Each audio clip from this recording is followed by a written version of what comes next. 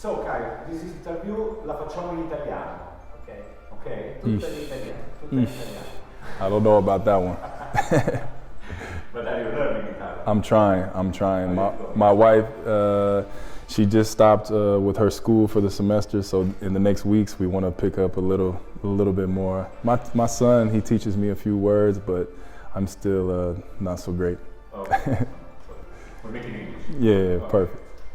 Ever since I first got here, for some reason, I've always been a leader on my teams, but for some reason, when I got here, I just felt the urge to exercise that even more here. And obviously, with this fan base, with the guys on this team, it's just honestly, it's easy. It's easy to show up and do your job, and show up and play games here. So.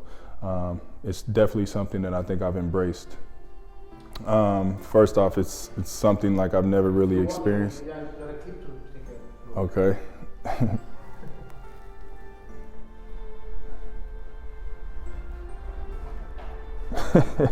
You remember? Yes, I remember all of these actually. Even my kids still to this day, they like to watch these highlights because they didn't get to go to that game. It was so late. But just speaking about the Derby is something like, I mean, you can't put into words unless you experience it. You don't know.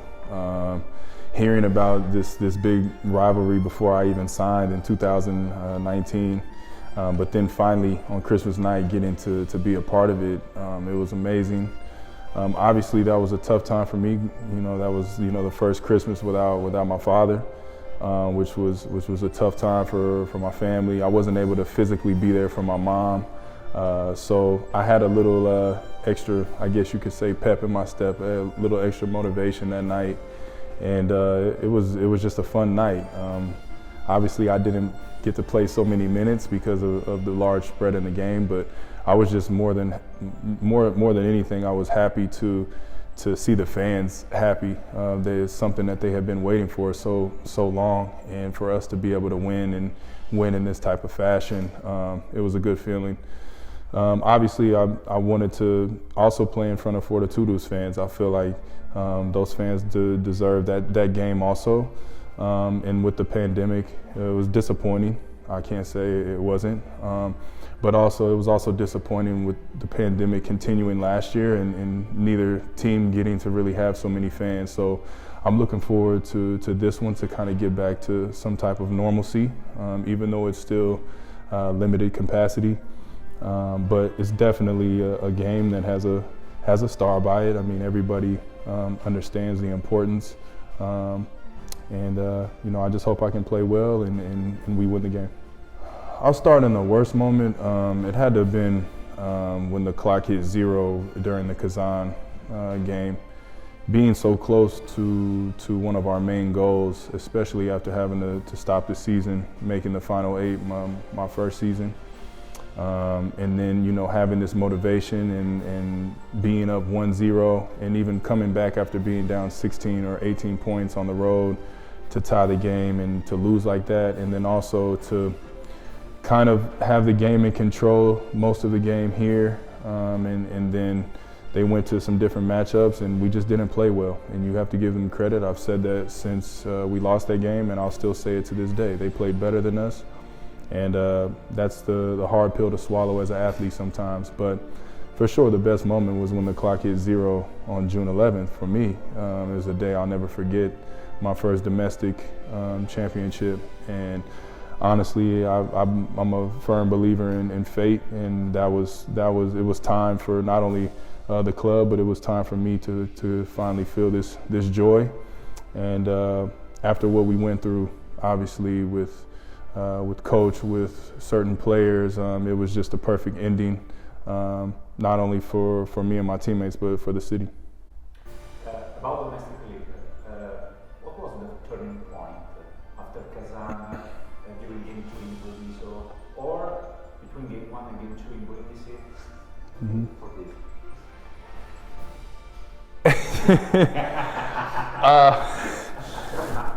Yes, for me, it was difficult for after the Kazan game and we played in Milan, and everyone knows that didn't go well.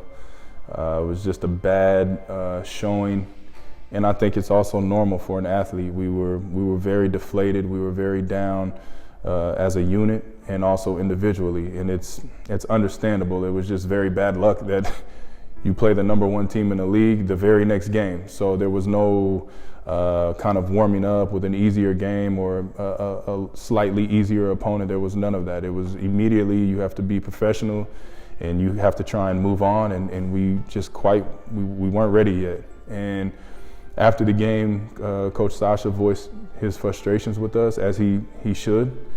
And some players kind of stepped up, and you know, obviously people were going through a lot of different things during that time that don't need to be talked about, you know, within our locker room, you know, on the court, away from basketball. So we talked a little bit and just kind of said, hey, you know, we have a couple months left in the season. You know, how do you want to end this? Do you want to end it in an embarrassing way, or do you want to go down swinging and come together one last time and just see what happens? And the Treviso series was difficult for me because I wanted to be an energy spark for this type of ending to the season.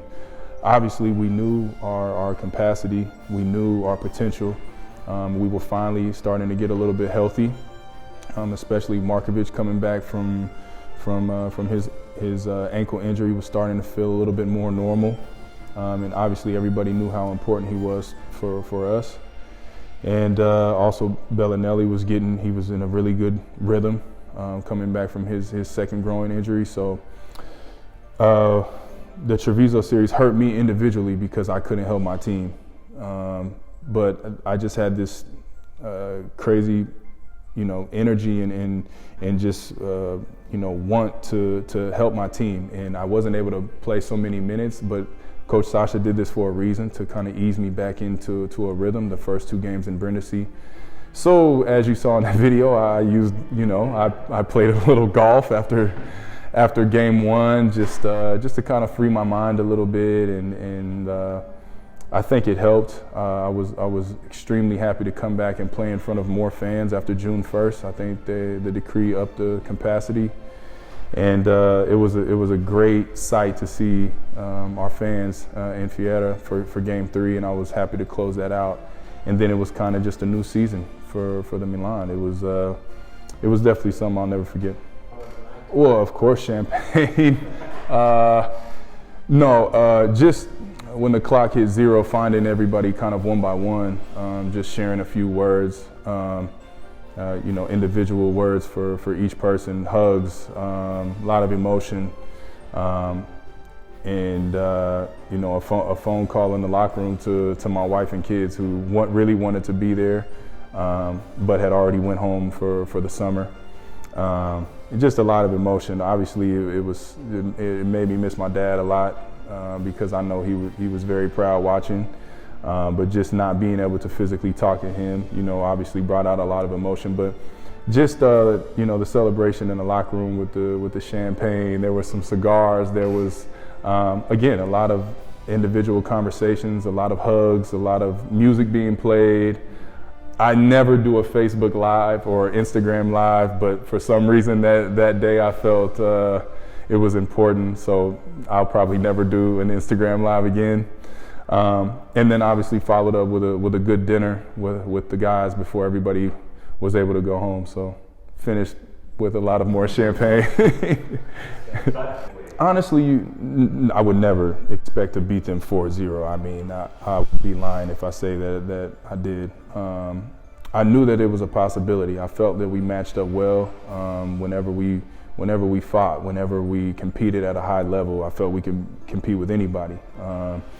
But you know, we had like I said, we had a little bit more of a spark after the bad showing in Game 3 against Kazan at our home court, and I think that we put a great emphasis on Game 1 in Milan, and that showed us that, hey, you know, when we buy in and we do what we're capable of doing, that anything is possible. And then we kept hitting, we stayed with it, we stayed together.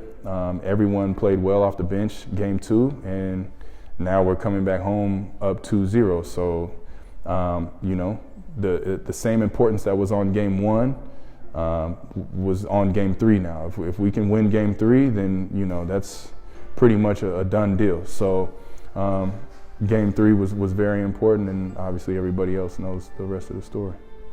I mean, I would probably love to coach. My uncle Chris right now is a coach. My cousin Buzzy, who trains me in the summer, is an assistant coach for Nebraska college. My uncle Chris with the Golden State Warriors, player development. So I feel like it's almost in my DNA to be a coach, but I want to give a chance to my wife to be able to do her career. She's almost finished with her 2nd degree in computer science.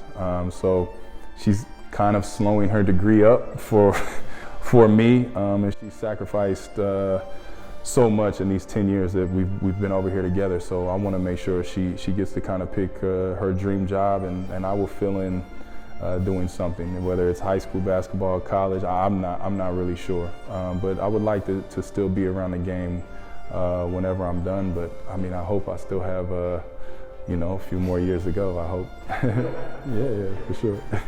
Thank you so much. Thank you. I appreciate you guys.